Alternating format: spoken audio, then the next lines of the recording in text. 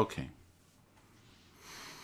So I am glad to report that we are at our final lesson, lesson 12 of Garen Karunatilaka, initial readings, and we'll see how much we can accomplish today.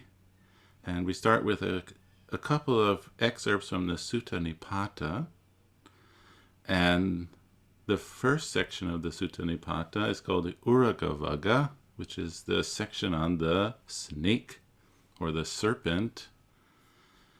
Actually, the word uraga comes from the Pali Sanskrit word uras. That's one of those Pali words that come to us straight from the Vedic Sanskrit, I think, an us word like tejas, manas. And it's compounded with the ga suffix, which is a verbal suffix related to gachati, or gum. So that which goes on, and uras, I should have said, means the breast or the chest. And so the one who goes on its breast or chest is a snake, right? Because snakes do not have legs. And the first section of the Uragavaga is about the snake and shedding its skin. We're not talking about that sutta today. We're talking about the Vasala Sutta. Vasala is an outcast, somebody who has been separated out of society, one who has no place in normal society, and what that might mean. So we start here. These suttas are mixed prose and poetry. They are not so easy to understand, but as I was saying a moment ago, we're very fortunate to have this publication by Venerable Bodhi, which includes the classic commentary to the Sutta Nipata, which is called the Paramatta Jyotika. I think it's called Paramatta Jyotika 2, the second one, as well as it having the translation of much of the book called the Nidesa. But the Nidesa is a commentary in two parts only of the Book of Eights, the Atthakavagga, and the chapter on the Going Beyond, the final book. So Nidesa doesn't comment on this portion. So, Evang me sutang, ekang samayang bhagava savatiyang viharati, jetavane anatapindikasa arame. I'm sure this all sounds very familiar at this point.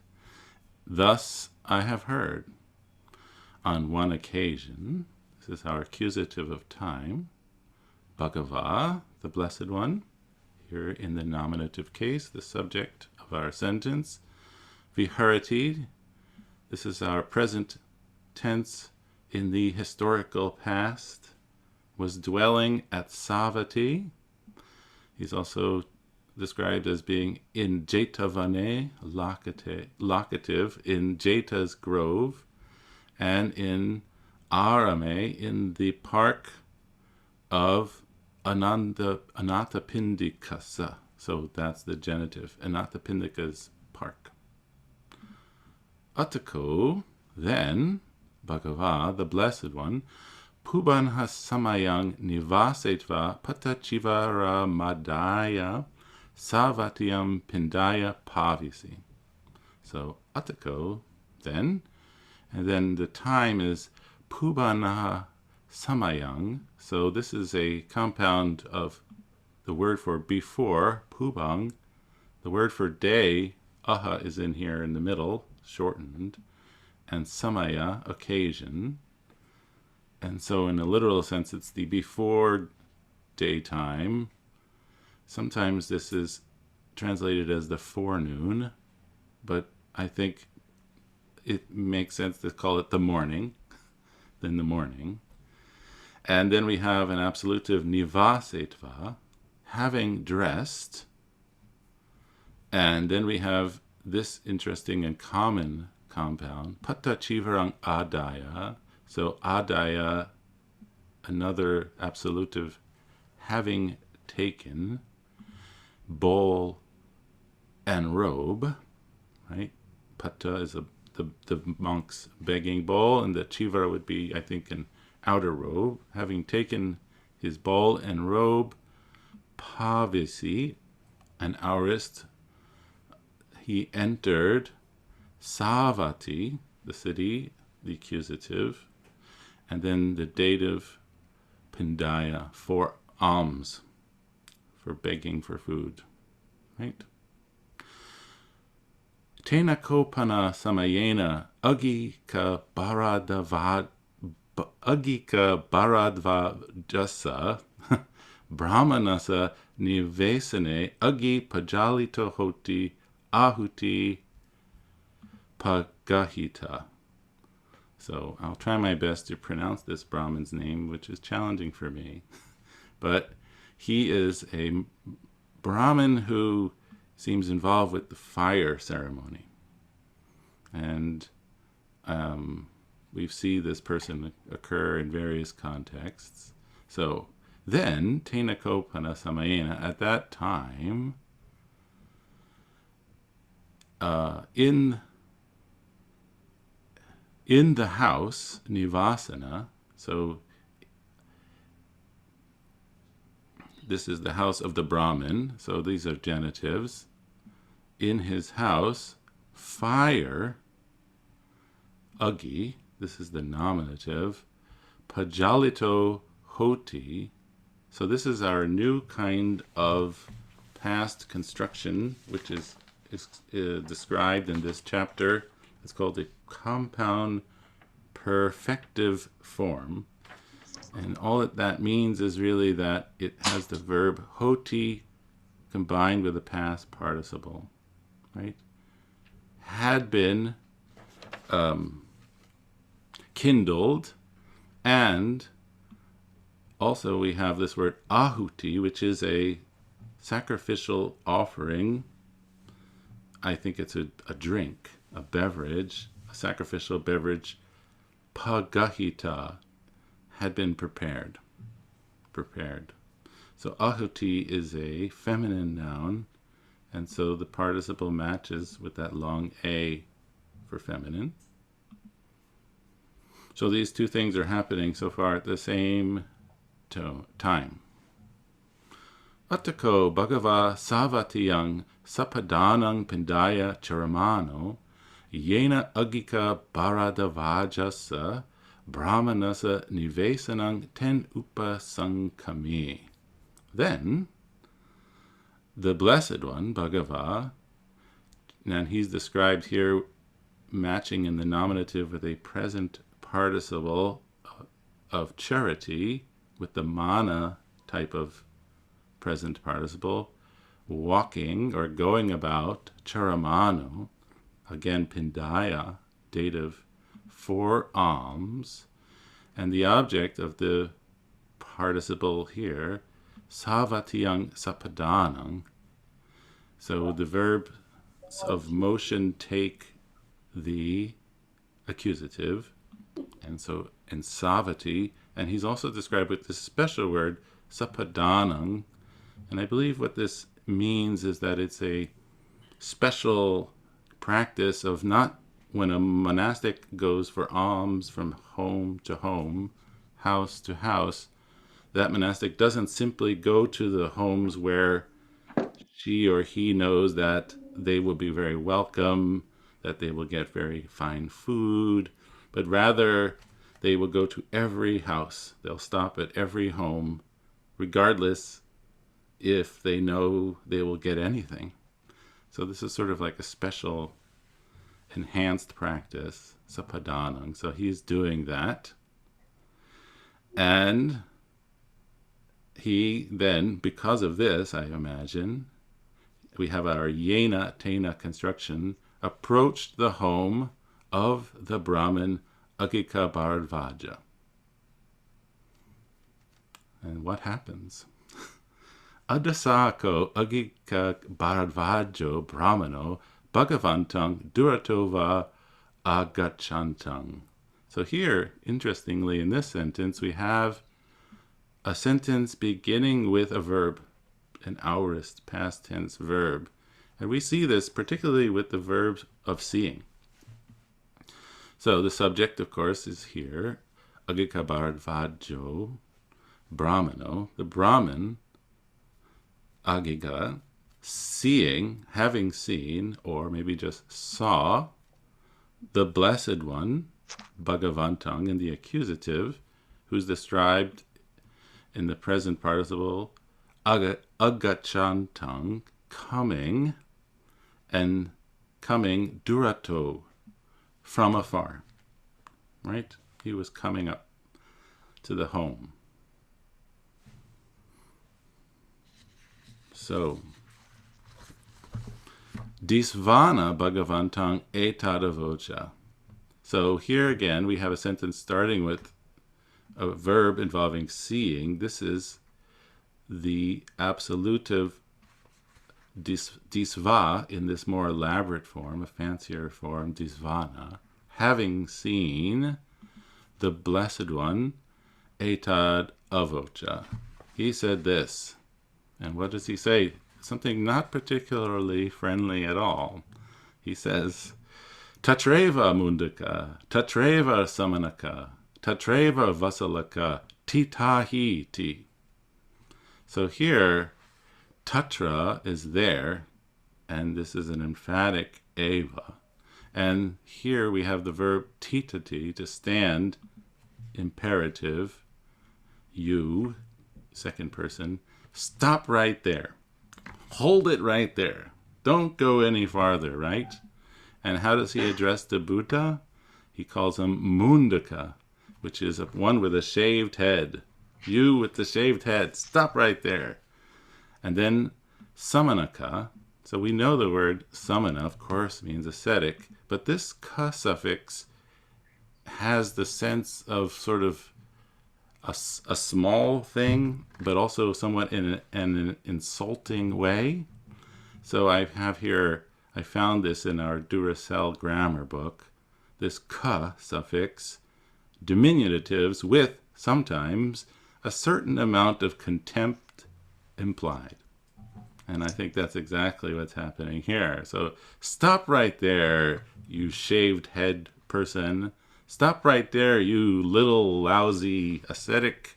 Stop right there, you lousy outcast. So this is how he chooses to address the Buddha. Evang vute, this being said, the Blessed One, Bhagava Agika Bharadvajang Brahmanang etadavocha. So the Blessed One said this to the Brahmin, accusative. And what does he say? Janasi panatvang brahmana vasalangva vasalakarneva dameti. So rather calm answer with such a barrage of abuse. He says, Janasi panatvang. So here the verb janati in the second person, tvang. Do you know, brahmana, that's our vocative, what is a vasala, an outcast? Or, and here, don't be confused by the va in the middle of these two words. This is just the Pali way of expressing the va twice. These two words go together as a unit. So dame here, these are accusative plurals, qualities, we might say, of that karane, make up a outcast. And so again, the Buddha's reply is, do you know, Brahmin, what an outcast is, or what the qualities that make up an outcast are? And suddenly the Brahmin seems to sort of switch his whole attitude rather suddenly. He's not really mad at all. He seems very docile suddenly. He says, Na kvahang bogotama janami vasalangva vasalakaraneva dame. So here, na janami, I do not know. But here we have the pronoun, which is the emphatic ko with the first person ahang. So when the O of the ko meets the long A of the ahang, or the A of the ahang, rather, this V comes into place to kind of make a sandhi and join them together. So instead of saying na ko ahang, we say na kvahang, or that's how they do it in Pali. So I do not know Bo Gotama. So here, this is our vocative, Gotama, but the Bo is the word, here it's actually in the same sentence, Bhavang. That would be the nominative, but here it's the vocative, Bo.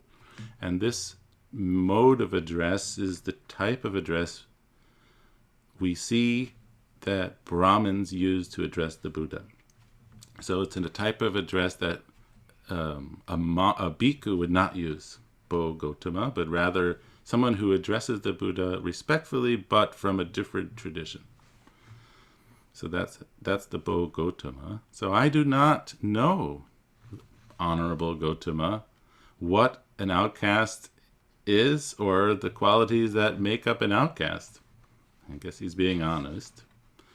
And then he continues, Sadhu me bhavang gotamo tata dhammang de se tu. So here, the word sadhu, which has the sense of good, and so we might translate it as it would be good. It also maybe could be translated as please. And then we have the verb here, de se tu. So this is the imperative, but the polite imperative. It would be good if the Bhavang Gotama, if the Honorable Gotama would teach the Dhamma.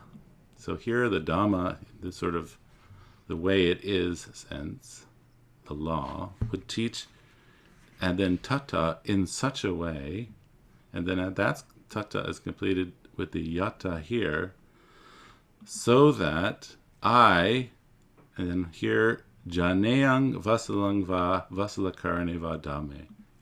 Now we have our verb to know in the optative mood. So I might know what a outcast is or what the qualities of an outcast are. And so the Buddha replies, Tena hi brahmana, sunahi sadhukang manasi karohi basi samiti. So this is a very stock passage, phrase, sentence. We have this a lot. So in that case, O Brahman, vocative, sunahi, listen. This is our imperative. And now here we have this three-part phrase.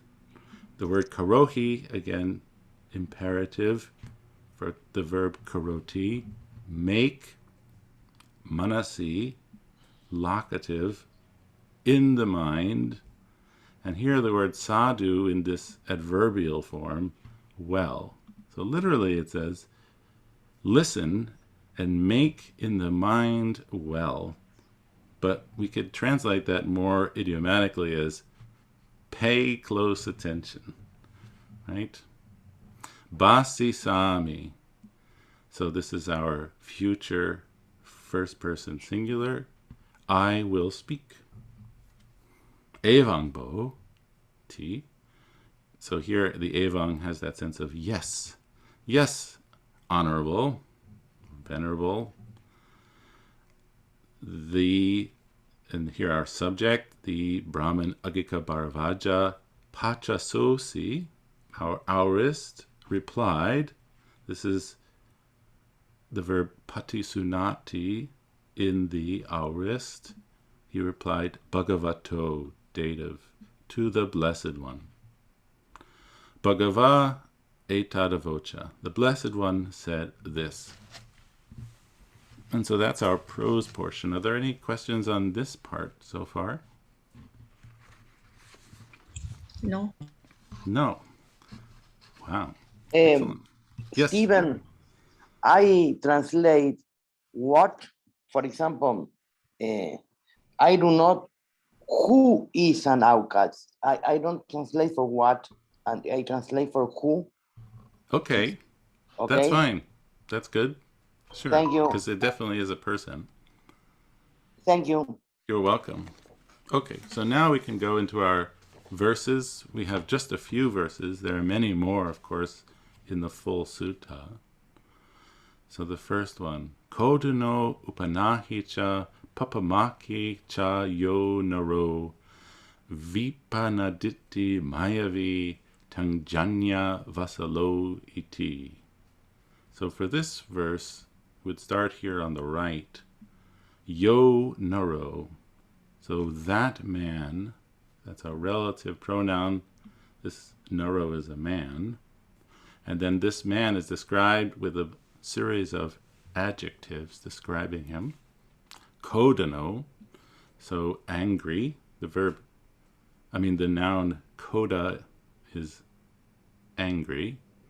And here the adjective form, kodano, right? And then we have upanahi.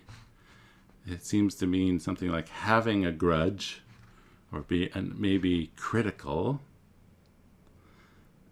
And then another one, papa maki. So papa is evil or wicked.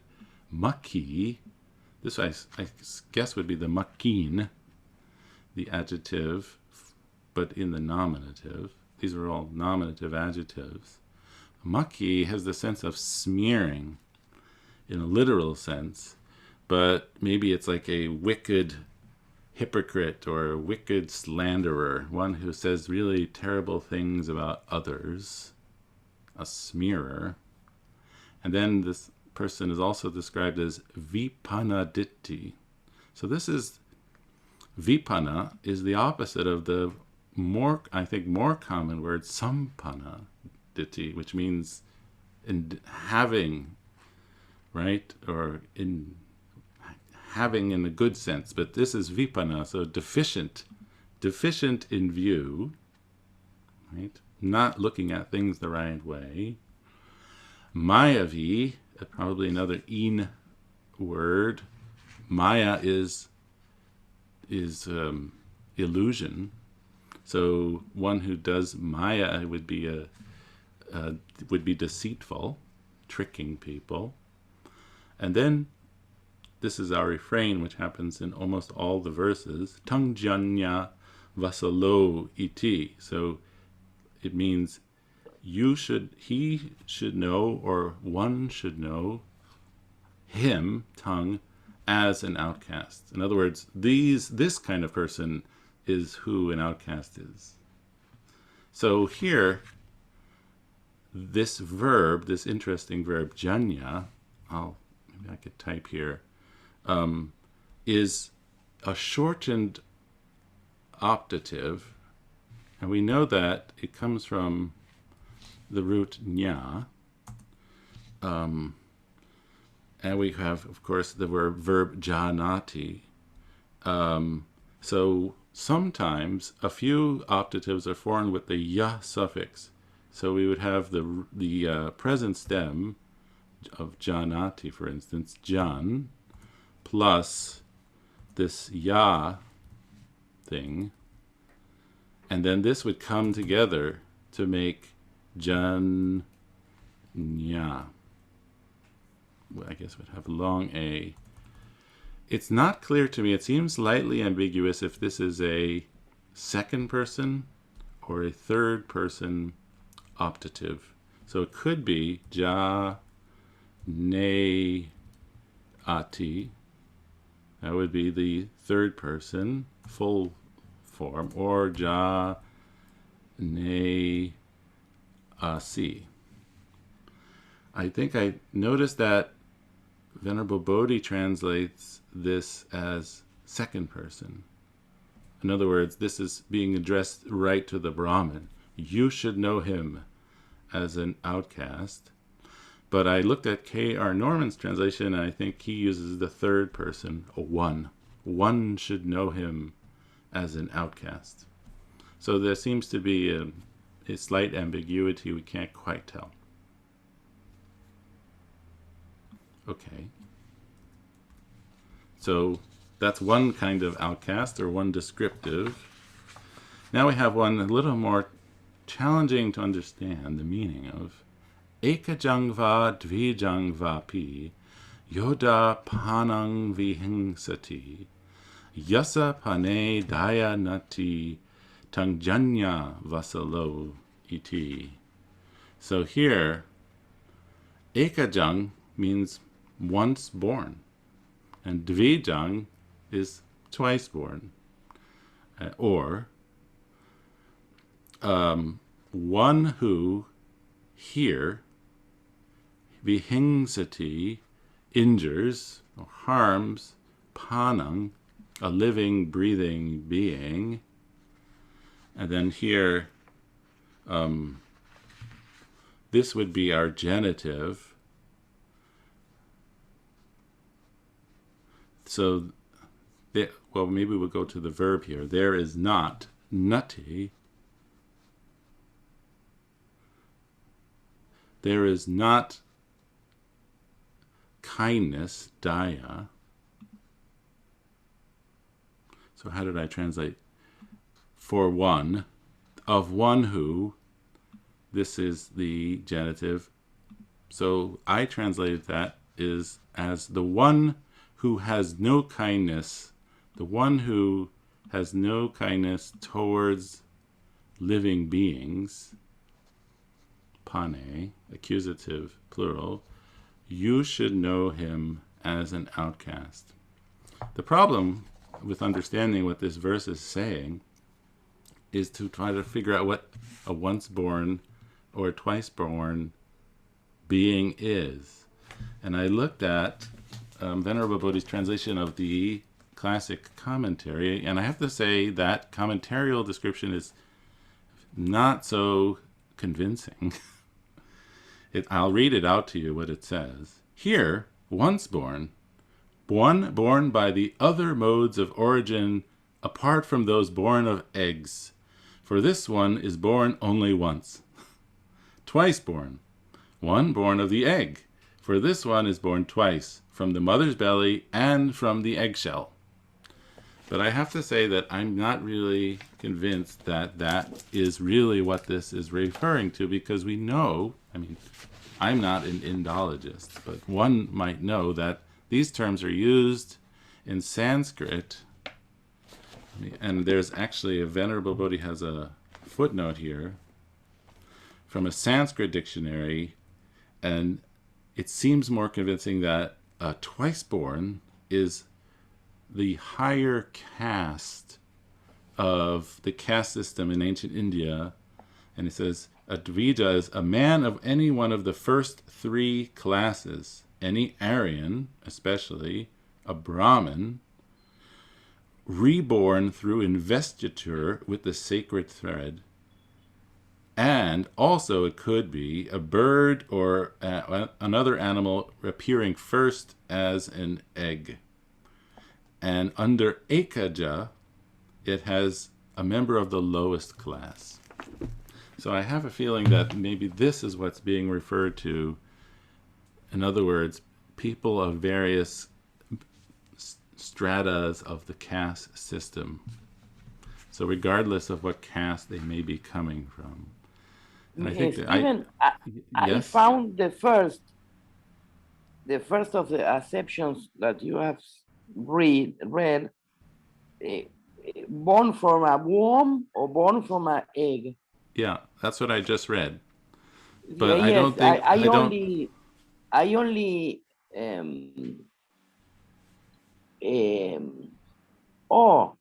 look that the other one I don't know. Yeah, I have a feeling it's the latter, the second kind, but I don't really know. But since we're more of a Pali class, we don't have to get too deeply into it. But that's my personal feeling about this second verse. Any questions so far grammatically about this stuff that's happening? Sure, yes, just the one, which was to do with the word in the first verse, papamaki, which we were translating as the one who smears with evil. Now I know not to swear by the glosses in the book, but they give there the one who conceals sin. So The one who can feel seals, perhaps. Yeah. Let me see what Norman has. Sure. He has hypocritical. Mm. I just went with basically the kind of breakdown of the word. Okay, yeah. I didn't know how it broke down. Yeah. And let me see what Venerable Bodhi has. He has an evil denigrator. And I think that's in line with the one who smears. A denigrator is one who says things to ruin the reputation of another. A smearer. That's how I would take it. Yeah. Maybe we'll try some more. Yohanti parirundati gamani nigamani cha nigahako samanyato tam janya vasalo iti. So here, one who, hanti, strikes, and then this word, parirundati, it's translated, I think, as attacks, but I think it also can have the sense of like laying siege, like you surround and attack. It's another kind of attacking. And then the object of this attacking is villages or towns, gamani or nigamani. And then here, samanyato has the sense of, I think I have it translated as by way of designation, or maybe notorious, as a nigahako, an oppressor. Tang janya vasalo iti. You should know that one as an outcast. So Norman has notorious as an oppressor for nigahako samanyato, and Venerable Bodhi has notorious as an oppressor. So that seems to be the consensus. So again, the samanyato has that sense of knowing by designation, like a reputation, I guess. Okay, now we skip a bit to 124. Yo matarang pitarang va jinakang gata yobanang pahu santo nabarati tang janya vasalo iti. So here, I would kind of go in this order I made with the orange on my screen in terms of translation for English. One who, pahu is, or santo, we should maybe take first. That's present participle of ati, is being able. Pahu is able. One being able, but does not support nabarati. And then the object of bharati, of the nabarati, is matarang, mother, pitarang, father, jinakang, and gatayobanang. I think we had these last week in the Yakka Sutta, the sutta about the Yakka. So old and with youth gone, literally. So if being able, one does not support one's mother, one's father, the old, and then I think these are adjectives describing mother and father. These are not additional items, right? So the mother and father, when they are old and with youth gone, if the support doesn't come, that person should be known as an outcast. Yeah. And now we can try another one.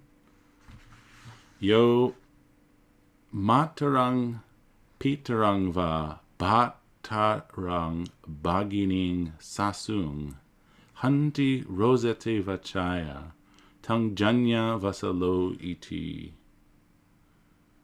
So here, one, and I would do the same sort of order of translation with this orange. One who strikes, and here, roseti means to scold, but maybe in a stronger sense, verbally abuse. And here it's actually vachaya, by words, by speech.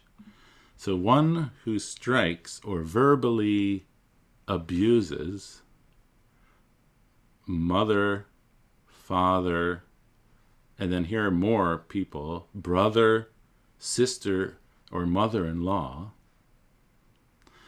you should know him as an outcast. Yeah. Okay. Rosako kadariocha papicho machari satto ahiriko anotapi tangjanya vasalo hiti. So here, Rosako is coming from this verb we just had, roseti. So how did I translate that? Let's see. Sort of like a verbal abuser, a wrathful one. Let's see what Norman has for Rosako. One who makes others angry. So it seems like one who irritates others is called a Rosako. Kadario has the sense of one who is very stingy, and it seems very close in meaning to Machari. And then Papicho this is based on the verb ichati, to desire or wish for evil. One who wishes for evil, or desires evil. And then sato is deceitful, I think. And then furthermore, ahiriko anotapi. So we've had these words before, I think. Hiri is translated sometimes as moral shame, but this is the negated form, without any sense of moral shame. Anotapin, one without any sense of moral dread, or one who doesn't fear the consequences of one's actions, I guess negative actions. You should know him as an outcast. Anybody have a question or a different translation they like to give for this one?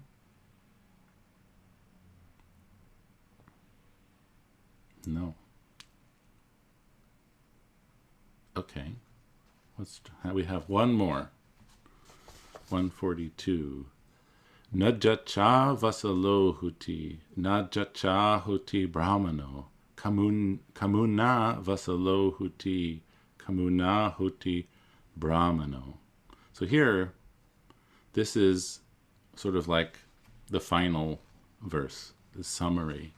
So here, we have this interesting jacha, which I understand it based on this word jatiya, or it's a short compressed form of jatiya. So we have jati, feminine noun, meaning birth, and so I understand this as an instrumental. So of course the feminine short I, all the indirect cases share case endings. I would take this as an instrumental jatiya, but probably because of the poetic meter, we need 2 syllables and not 3. So jatiya, the full normal form, won't work here, and it gets compressed into jacha. So the A has been shortened, and the T-I-Y has changed to 2 C's. Right? So one is not nahoti, vasalo, an outcast, by birth. Najachahoti brahmano. And here is a sort of one of those powerful Buddha statements against the caste system. One is not a Brahmin by birth. And then we have kamuna.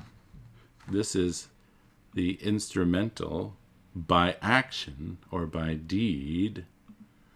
One is an outcast by action, or by what they do, by their deed. Kamuna hoti brahmano. One is a Brahmin by action or by deed. Yeah.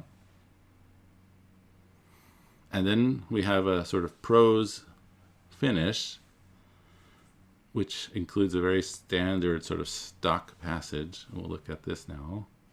Evang vute agika barvajo brahmano bhagavantang etad avocha. Thus being said, the Brahmin Agika Bharavaja said this to the Blessed One.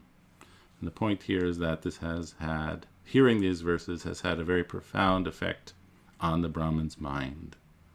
And he says, Abhikantang Bhagotama, wonderful or marvelous, venerable or honorable Gotama, marvelous. And then he continues with this kind of stock set of similes. Sayatapi Bhagotama Nikujitang va ukujeya. So Sayatapi is our word that often introduces a simile or a group of similes. So here our optative ukujeya. So just as if, or just like, what that has been, what was upside down has been set upright, right? So here that is setting upright ukujeya, and the object of that is nikujitang, what was turned upside down. And then the second one is pati chanang va vivareya. Here the verb in the optative vivarati is to open up or to show, vivarati, what has been pati chanang, closed or covered up, right? What was hidden has been revealed. Maybe we can translate that. And then we have mulhasa va magang akchikeya. So the path has been shown to a confused one, mulhasa, or a lost one, like a path has been shown to a lost one. And then we have andakare va telapajotang dareya. And so here the verb dareti in the optative, one might hold up telapajotang, an oil lamp, and our locative, andakare, in the darkness. And then this is sort of like a statement. Chaku manto rupani dakinti. So here the verb dakinti is related to the verb pasati, but this is that we've talked about the sort of theoretical form of the verb dasati, which doesn't exist in the present, but there is another present stem, dak, which I think would be technically a present stem, but it takes the function of a future. Yeah?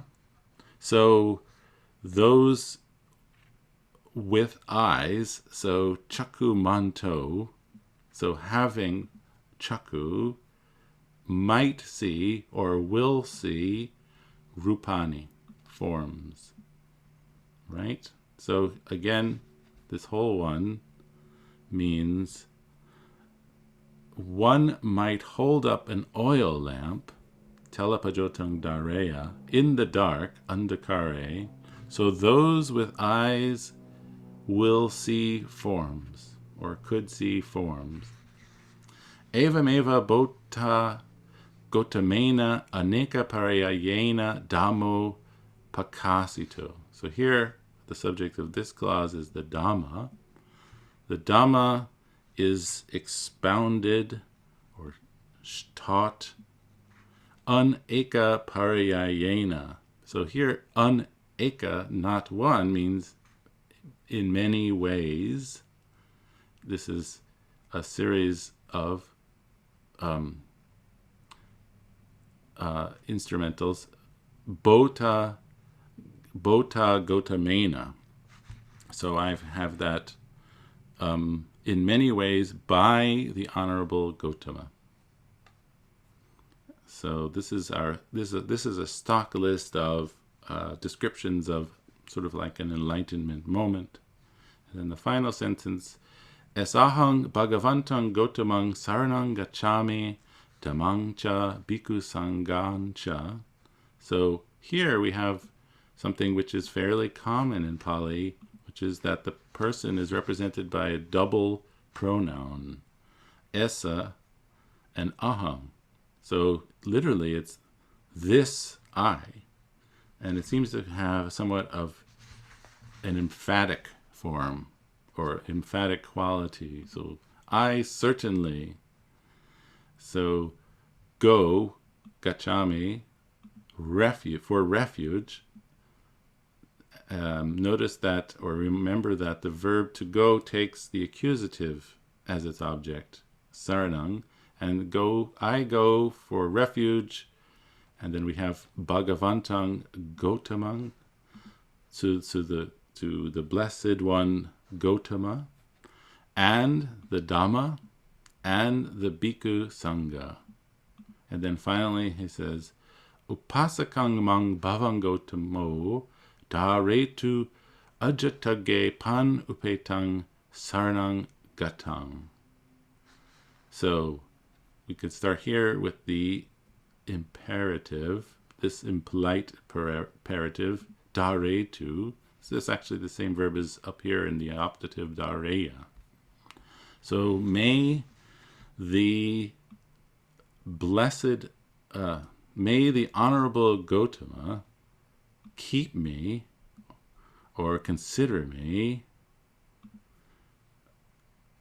an upasaka, right? So here again, just to make that clear, Bhavam Gotama is the subject, dharetu, and the object of that is upasakang amang. May the Honorable Gotama keep me or consider me to be a upasaka.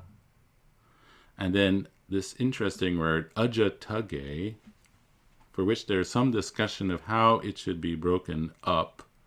It's a locative, but it's really used in an adverbial sense, from this day forward. And it's probably made up of the word aja, and then this T in the middle, and then T, and then uga, or uge. So from today. But we could just understand it meaning from this day forward, I gatang, I have gone or I go for refuge, pan upetang, which has the sense of for life. And it's two words here, which is pana, which is life. We had that above. And upeti in the past participle, so endowed with life. So I go as long as I am alive, as long as I'm endowed with life. Okay. Any questions on this? Was this clear? Diane, you seem to be sort of laughing in a sort of rueful way. No comment. No, I'm just glad that you translated that. Okay. But did you have any questions as you translated it? Oh, yeah, I just got a lot wrong, that's all. Okay. Well, I hope I explained it correctly. Yes. Okay. Well, I guess we can go on a bit. So we have another reading from the Sutta Nipata. This is from the second section called the Chula Vaga. the small section. And this is the Rahula Sutta. So this is a really beautiful set of verses that the Buddha is said to have often recited to his son, Rahula. And I have two sets of numbers because I noticed that in the Burmese edition, it's this sort of higher number, but in Venerable Bodhi's translation, it's two numbers less. I don't know why. It doesn't really matter. But that's the reason. So I'll start off. Kachi abinha sangvasa navajanasi panditang ukadaro manusanang kachi apachito taya. So here we start with this interesting verb kachi, which I think our book describes as an indefinite interrogative particle. It has the sense of like, perhaps, is it not? And then the second word is a compound of abinhan,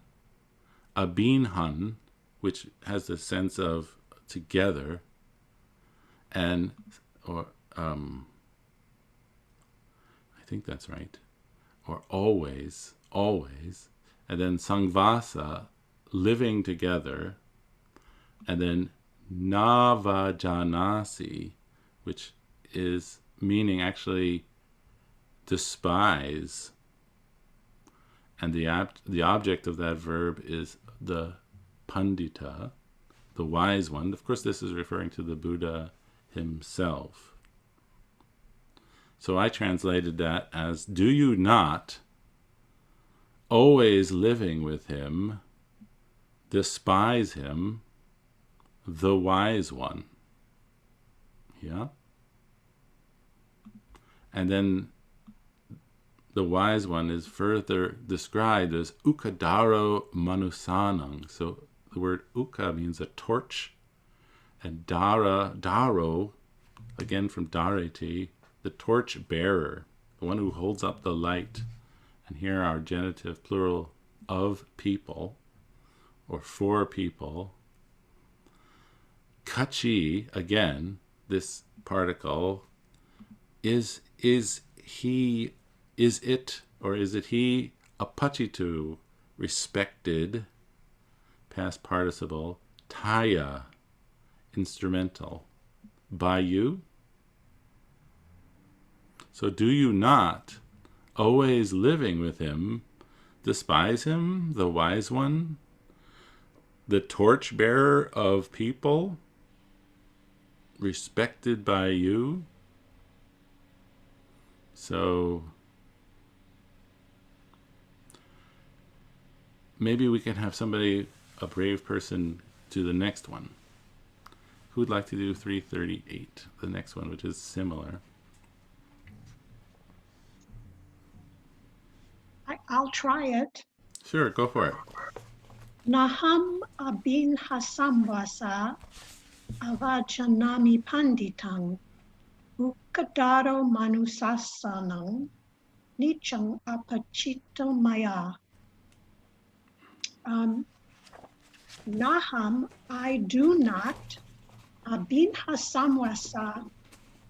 I thought that was ablative, and abinha is always or frequently, and samwasa, living together. So I do not from living together, avajanami panditam, avajanami, I do not despise the wise man. Ukadaro is the one who bears the torch, manusasanam, for human beings. Mm-hmm. Nicham is always, apachito, respected by me. So the one who bears the torch for human beings is always respected or honored by me. Exactly. Very good. Notice that this word nitya is part of that very famous word we talk about in Buddhism, anicca, impermanence. But here it means permanently or always. Always respected maya, by me. So I'll read you Venerable Bodhi's translation. I do not despise the wise man because of constantly living with him. The torchbearer of humankind is always respected by me. Yeah. Okay. I'll do the next one maybe. Pancha kama gune hitva piya rupe manorame sadaya gara nikama dukas antakaro bhava. So here hitva is our absolutive form of pajahati, to abandon. So having abandoned the pancha kama gune, the 5 strands of sensual pleasure, or sometimes translated as the 5 chords of sensual pleasure. Guna has the literal sense of quality or part.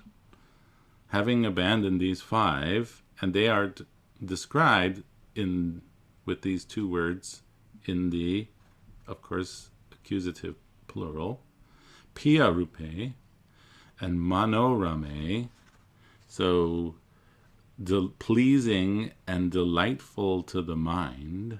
So here this compound manorame, so mana and ramati would be the verb, delightful to the mind.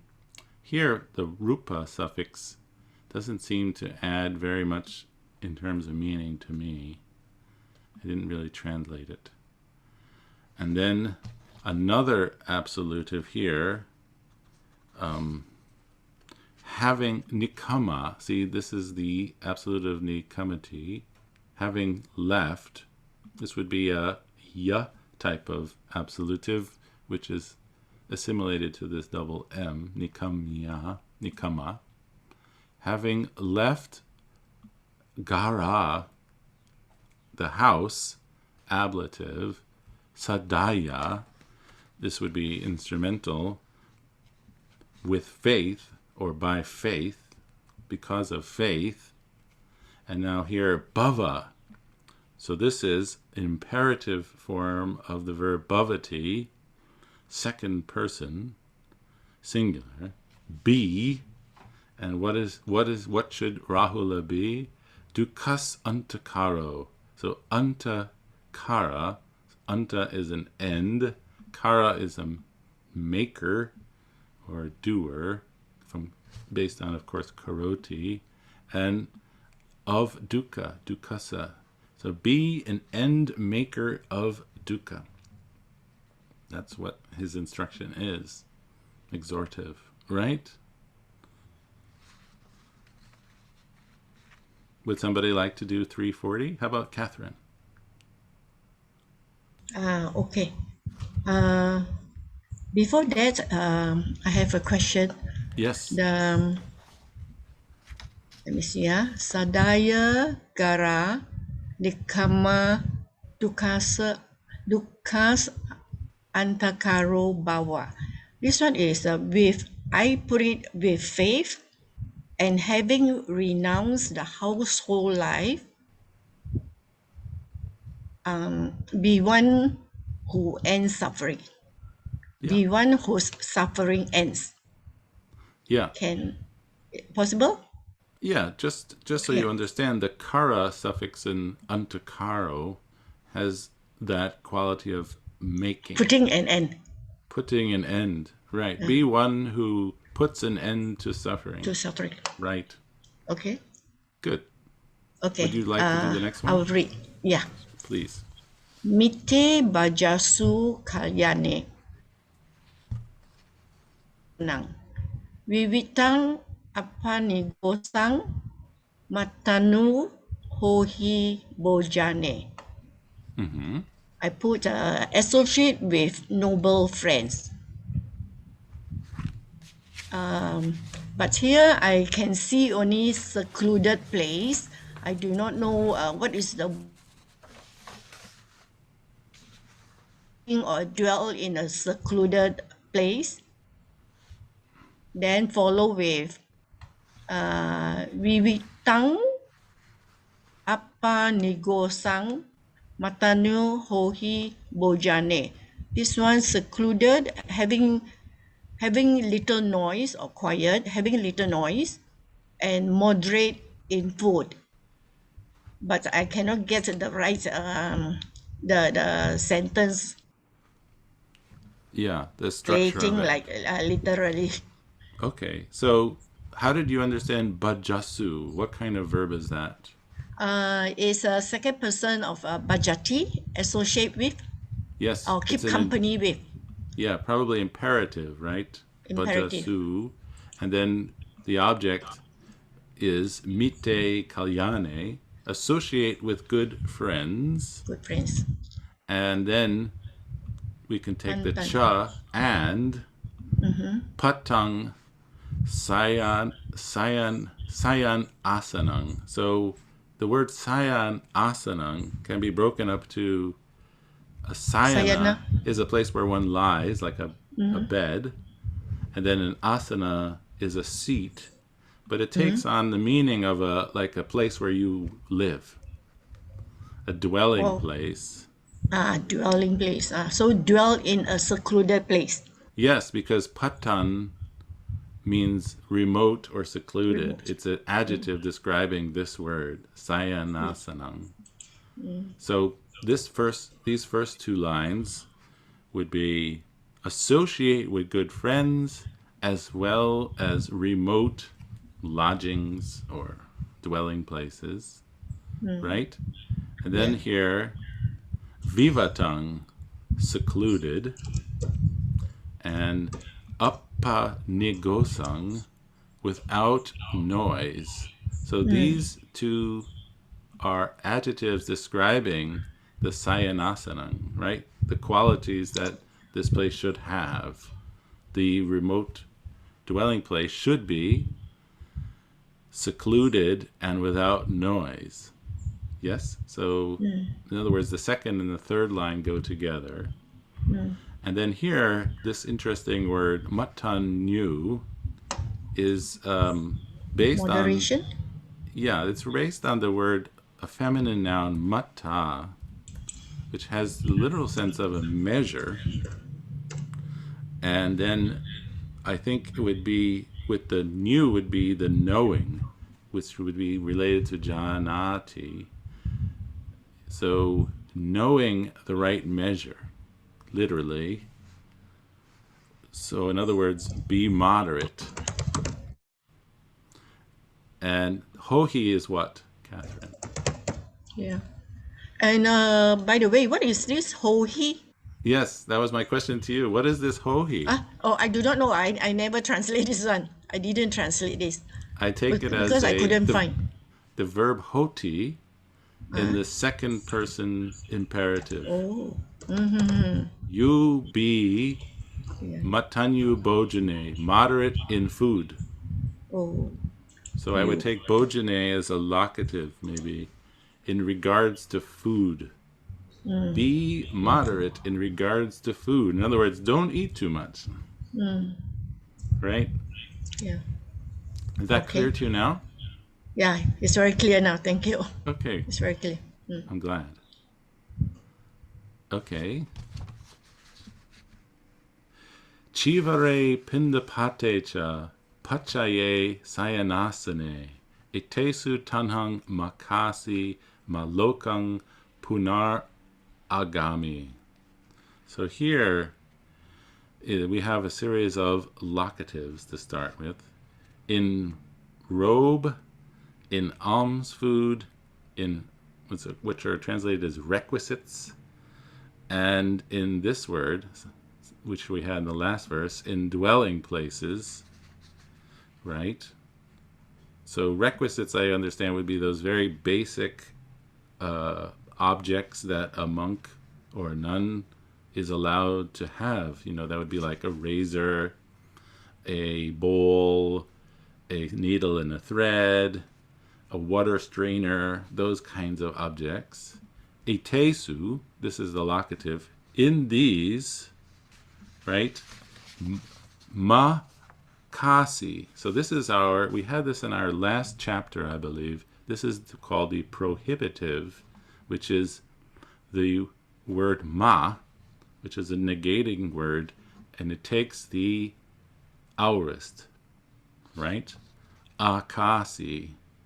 So this would be karoti in an aorist form, but remember that the prohibitive doesn't represent an action in the past. Although it uses the past tense, although it uses the aorist, it is simply a negative injunction, a negative request. So don't make. That's how I would create this. That's how I would translate this word literally, makasi. Don't make, and the object is tanhang. Don't make craving. So putting that together, in other words, don't have craving in regard to chivara, pindapata, pachaya, and sayanasana. Right? Don't crave those things. And then finally, ma lokang punar agami. So here, another prohibitive, and I have translated that. So this is agachati, come to return, and it's in the aorist with the ma, but again, it's not a past, it's a negative instruction. Do not come punar, again, lokang, to this world. Do not come again to this world. In other words, make a final end to suffering, make a final end to samsara. Yes? So I translated this whole one as a robe, alms, food, requisites, and lodgings. Do not generate craving for these. Do not come back to the world again. Okay. Piakara, would you like to try 342, the next one? Okay. So I think that one was difficult, but I'll give it a try. Okay. So, no problem. So Sangvuto Patimokasming Indriyesu Chapanchasu Satu Kayagatyatu Nibit Abahula Bava. Okay. So the so first of all the so Sangvuto Pati Mo Kasming. So this is having restrained in the first place, Indriyesu, with regards to the faculties, Chapanchasu, the 5 faculties, presumably the 5 senses. And then the next bit, Sati, mindful, and then Kaya Gatatya too, I presume is mindfulness of the body in some manner, but I wasn't able to break that compound. And then Nibida Bahulo is disenchantment, Pava, cultivate. So cultivate disenchantment, and then that's really where I was at. Okay. So Sangvuto is restraint, right? Yeah. But seems like one should be restrained, and then this is what case? Patimokasming. Sorry, that's a locative there, yeah. Right. So be restrained by means of the patimokkha, right? The patimokkha is a recitation or a code of behavior that monks follow. So be restrained by means of the patimokkha, okay. And also cha. And we have 2 more locatives, or one thing in 2 words, locative. Indriyesu panchasu, in the 5 faculties, sense faculties, right? Mm-hmm. Now, of course, one has to wonder, why is it talking about 5 sense faculties and not 6? Because in Buddhism, don't we have normally 6? And I had to look into the commentary because I'm like, why 5? And it says 6. And the commentary reads, I will read you the commentary translation. And although 5 sense faculties are stated here because they are evident, it should be understood that the 6th, the mind faculty, is also stated through the characteristic because it belongs to the same class. I'm not sure if that's a convincing gloss, but I guess what it does tell us is that we know that there are 6, and we're not going crazy, but it mentions 5 here. Okay. Now here, sati, of course, is mindfulness. And this complicated compound, kaya gata tyatu, I broke it down here as kaya gata, te, and atu. So atu would be an imperative of the verb ati, right? Okay.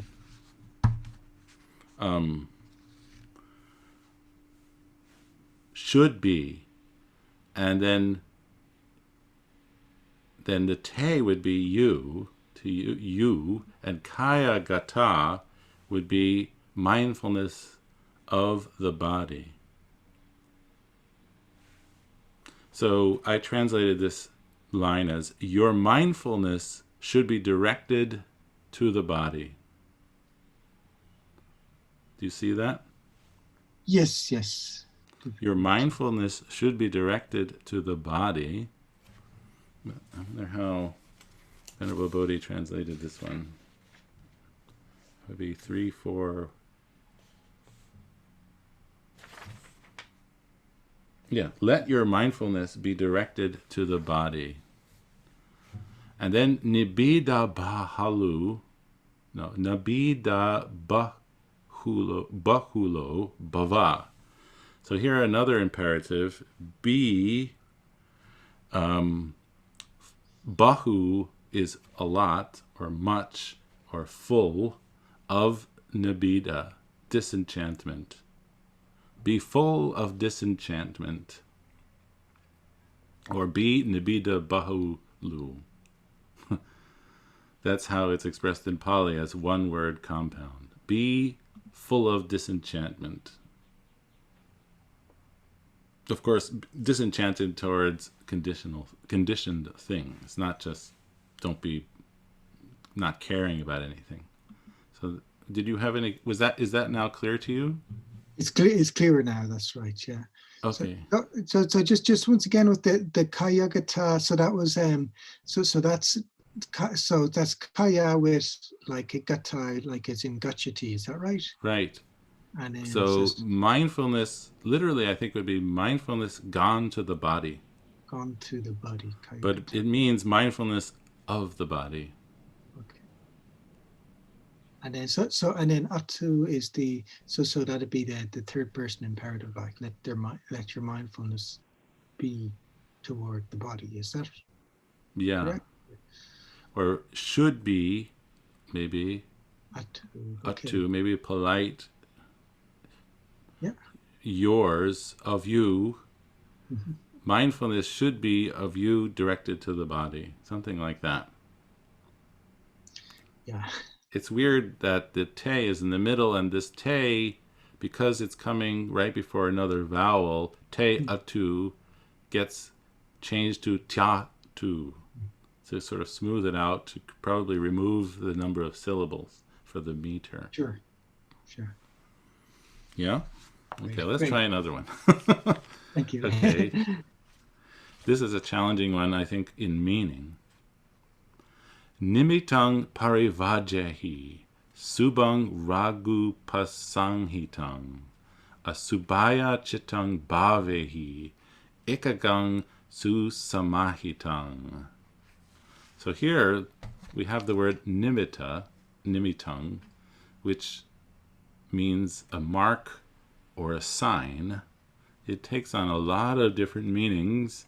It's become somewhat of a trendy word in modern Buddhism because people who are desperate to concentrate their minds are hunting for some sort of sign that they're concentrated. They're hunting for a nimitta, maybe a light They were told that they need this thing and they want it desperately, the nimitta. So they're hunting for this. But in the suttas, in the Sutta Pitaka, it doesn't have this sort of technical meditation sense, really. Paravajyahi is an imperative, means avoid, right? You should avoid nimitta, the mark or the sign. I translated this very freely as avoid shiny things. That is quite loose, but it seems to me personally to sort of begin to capture the meaning of this verse. Yeah. Subang, this is describing, these two words are describing nimittang. Subang means beautiful, and rag upasangitang means connected with raga, or connected with passion. So obviously the word in this verse, nimitta, is not a positive thing at all, right? Because Rahul is instructed to avoid it. And then we have asubhaya chittang bhave hi. So here, the verb bhavati in the causative has the sense of to cause to be, to cultivate. So in the imperative here, cultivate the mind, chittang, asubhaya, in the, or with the, in the unattractive, right? So this seems to be contrasted with nimitta. Cultivate the mind in the unattractive.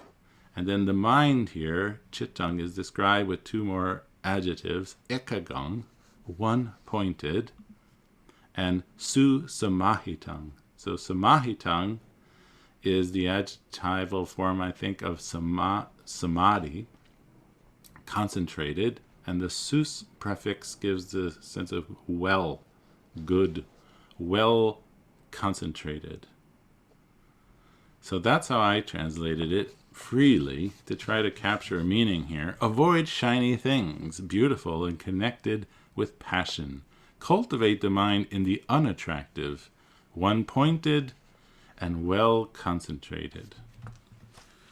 And Venerable Bodhi has avoid the mark, and then he has in brackets, of sensual objects, which is beautiful and connected with lust.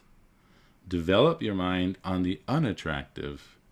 Make it one-pointed, well concentrated. And if we go to the commentary to help us a little bit with this word nimitta, it tells us, it glosses nimitta is the mark of the beautiful, which is the basis of lust. Hence, specifying this, he said, which is beautiful and connected with lust. Develop your mind in such a way that meditation on the unattractive nature of the body, whether sentient or insentient, flourishes.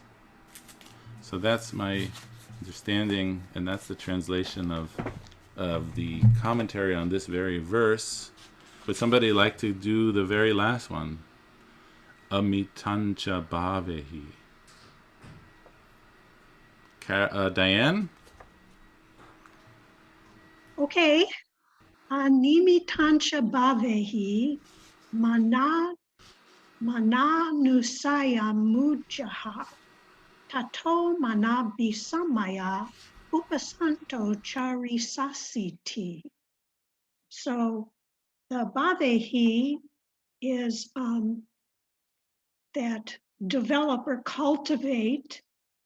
Is that imperative? I think so. Cultivate the animitancha, the signless, and the mananusaya mujaha. The mana is conceit, and anusaya is tendency or proclivity, and ujaha comes from ujahati, which means give up. So give up the tendency to conceit. And tato Manabasamaya, ablative. Then from the Abhisamaya, wait a minute. What did I say that was?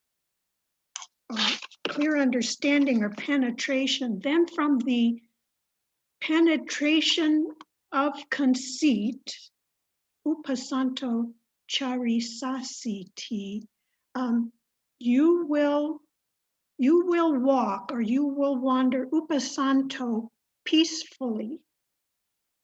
Yes. Or Right. you will live peacefully. Right. So this is a counterpart to the prior verse, right? Bhave he, Yes. the verb, as you said, to cultivate in the imperative. So cultivate, and we could maybe start with the cha here, and, because it's a continuation, and cultivate the signless or the markless. And then we have mana anusayang ujaha. So mana is conceit, anusaya is translated as latent tendency, things that sort of lie low, as would be the literal translation. There's this verb here, satiety. They lie low, and then when conditions arise, they pop up. And ujaha, as again, is give up. Ujahati, right? Give up the latent tendency towards conceit. And then abhisamati, we have this, I think, often as the absolute of abhisamecha, right? Having broken through, having penetrated. But here, break, and as you said, the ablative, so tato, then, breaking through conceit in the ablative, then by breaking through conceit, charisati, you will go, live, dwell, upasantu, in peace or peacefully. Very nice. And then we just have one more sentence. Itang sudang bhagava ayasmantang rahulang imahi gatahi abinhang ovadati. So itang, in such a way, sudang, it just means something like indeed, the Blessed One, ovadati, advised, and then he advised abinhang, often. This is an adverb. So he gave these verses more than once in imahi gatahi, right? With these verses. And of course he gave them to Ayasmantang Rahulang, the Venerable Rahula. In this way, the Blessed One often advised the Venerable Rahula with these verses. Okay. Maybe we'll leave our fragrance sutta to the next time. Any final questions on these somewhat challenging verses from the Rahula Sutta? No? A little too quiet. You're making me nervous. Fiacro, is this clear to you, or was it sort of? Is it clearer now? It's much clearer now. Yeah. But they are very difficult verses. That's but like really the what I'm wondering is how we do this on our own. How we get, for example, that the compound that I stumbled over, the Kayagata. You have to take the whole course a second time. Well, Diane reports that by doing it over and over again, it gets easier. Okay. Or you could just know. You know, the thing is about Pali is that since it's kind of a closed system, once you know the answer, you kind of know. And so now that you know that this Y is representing the vowel E, you know that. So yes. Okay. Yes. yeah. Right. It is complicated, and because poetry is always complicated, Sure, translating poetry is somewhat of an art form, and even the meaning in English or any language of the poems is not so obvious in the first place. Sure. Yes. Very true. but I find them very beautiful Mm. and inspiring. And I think once we get back to Anguttara Nikaya, it will seem easier, right? Hopefully this one seemed easier to you, rather simple, and we'll do it. And then we just have this little bit of Rasavahini, and then we will launch into Dhammacakka Pavatana Sutta and be finished in just a couple of sessions, maybe. So I'll send out my file of that sutta, Dhammacakka Pavatana Sutta, and we will finish up this quickly, easily. It's just, if you wanted to know, I figured out that the meter of the verse that ends our Anguttara Sutta is in Trishtub, which is 4 padas of 11 syllables each. Napu pangando pativatam eti nachandang tagara malika va. Maybe I'll work on it more, but it should have each, a pada is a line. So 4 lines of 11 syllables. Okay, so thank you all very much. I hope to Thank see you. you all next week. Yeah, thank you very And much. We'll mail out the final verse. And see you next week. Thanks again. Thank you. Bye-bye. Bye-bye. Thank you. See you. See you.